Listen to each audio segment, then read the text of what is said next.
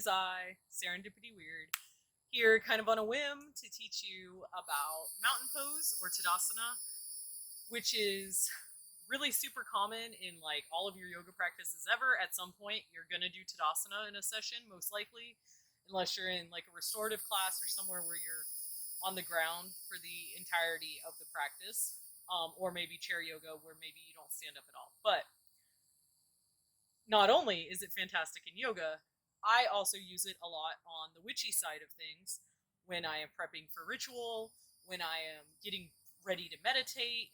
Anytime that I want to connect with spirit, this is the space that I'm going to kind of start in.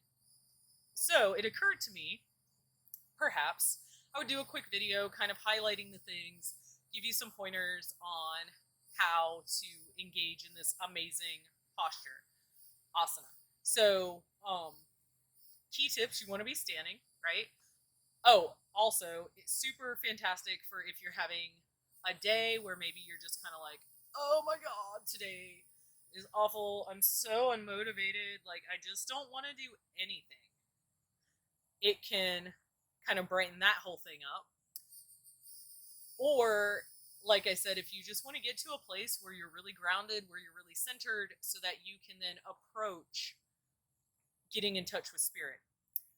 This is actually a fantastic time of day. Also, I feel like for this, perhaps if you're coming into getting to know your intuition, this is like this amazing liminal dusk space right now. So I was like, you know what? We're gonna do this. We're gonna make a video. So before I lose all the daylight, let's get to it. So you're gonna be standing. That's like step one, right? Standing. But you want to pay attention to how you are standing. So we start with our very foundation. Where are our feet? We want our feet to be about hip width apart, okay? And then we don't want to just stand. You might even want to think about your feet. How do your feet feel? You want to engage what we in the yoga world kind of refer to things as the four corners of your feet. And you might be like, Serendipity, what the hell? My feet don't have corners. That's okay. What you're feeling is the ball of your big toe, the ball of the pinky toes at the front of the foot, and then both sides of your heels. And you're trying to touch the ground with all four places on both of your feet. So you should have like 8-foot contact points with the ground, right? So you settle that in and you feel that. And then from there, you're going up your body. So you think about where your ankles are and how your ankles are engaged, and you tune in and feel them lift a little bit. And then your calves engage, and then your knees engage. You may even feel a slight lift in the actual kneecap, kind of feeling like it's a little higher than it was a moment ago. Engage the thighs, the hamstrings, all of that fun stuff. I'll move from the side so you can kind of see more. So if I'm just kind of standing, I'm like this. This is not the best outfit to be demonstrating this, but that's okay. I'm not really paying attention to any parts of my body. Now I am paying attention to where my feet are, right? And I've engaged up kind of through my legs, okay? Now I'm going to think about this center portion, my pelvis, my hips. I'm going to engage all that. So that means, my pelvis tilts forward just a little bit. My tailbone is moving downward towards the ground. Again, this is all grounding me. This is all attaching me to the ground. If you do it in the actual grass, it's even more powerful as a grounding maneuver. So I'm here, and then I just keep going up my body. How is my rib cage? I don't want to be sticking out like this. I don't want to be arching my back. I want to engage my core muscles, which might feel a little bit like sucking it in, so to speak. But you're not holding your breath, because eventually we're going to breathe here. So we engage through here. Everything is straightening up. I get up to my chest. I want to maybe push the chest out just a little bit. Oftentimes, again, in the yoga world, you might hear that as opening your heart. This also lets spirit know, I'm here, I'm present, my heart is open, I am ready to receive. Our shoulders, we don't want to be all scrunched up here.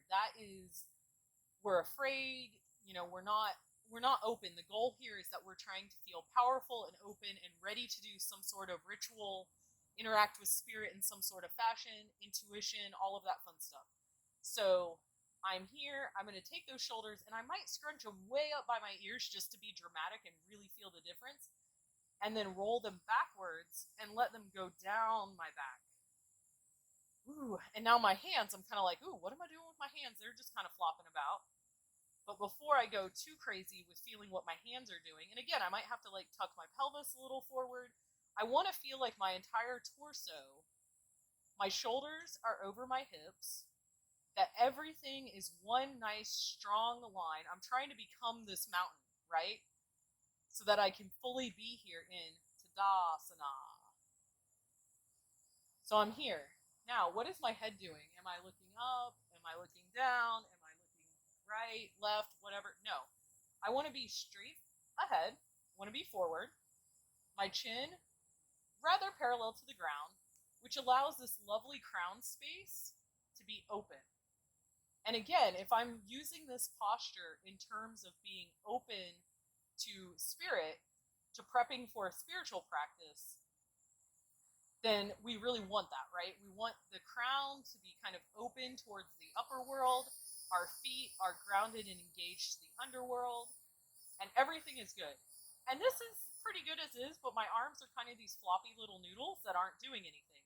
I want every part of my physical body to be engaged here so that I can get my body to understand that where we are is powerful and safe, and I am a powerful, strong being that is ready to do some business in the spirit world. So instead of having floppy noodle arms, I'm going to, and because, again, I'm looking for interaction, I want to be open and receptive, I am going to turn my palms forward and really engage my fingers. I'm going to spread those fingers as wide apart as I can. My palms become these amazing receptors for some energetic currents, and I am here. I'll turn so you can see from the front. I am here. My palms are out. My shoulders are rolled back. I have this good stance here, and you can go a little bit wider if you need to. You don't want to be like unsteady. You're going for as steady and as solid as possible. So I am here. Everything feels great. My heart is open.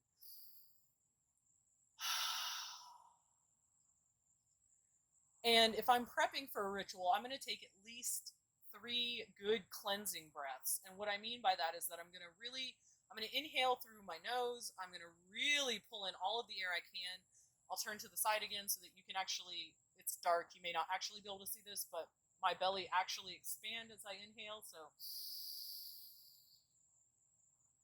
And then I want to sigh out the mouth and just really let it all go, because again, I'm prepping to do some spirit work here, right?